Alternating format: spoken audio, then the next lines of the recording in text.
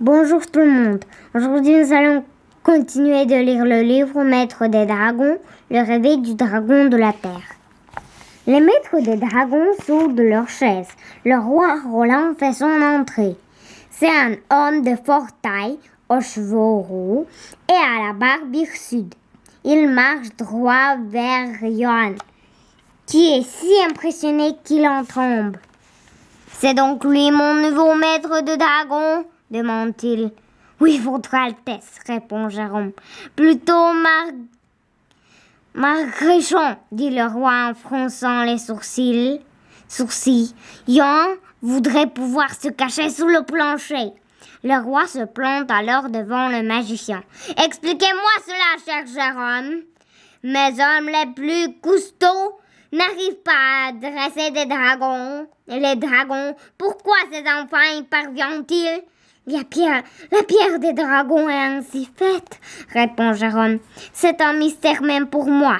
Pfff, fait le roi dans l'air méprisant. Autrement, dit, le sort de mon armée repose entre vos mains. Une armée, songe-t-il.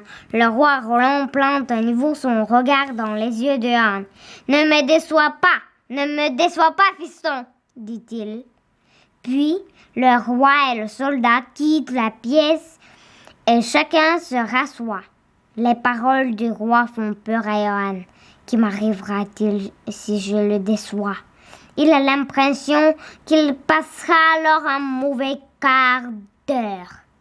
Beau amène ensuite Johan dans la chambre. Il y a un lit et une commode en bois pour chacun. Sur une table placée contre le mur, on a posé une grande cruche d'eau. Il y a aussi un petit bureau à partager. Voici ton lit, dit Beau en désignant le lit à côté du sien. Johan s'installe. Par la petite fenêtre, un rayon de lune éclaire la pièce. Johan regarde Beau et constate qu'il dort déjà paisiblement. Johan ne met pas longtemps à faire de même.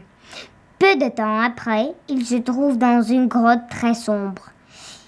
Il y a une rangée de bonne chaleur et l'air y sent bon la terre, comme dans les riches champs d'oignons.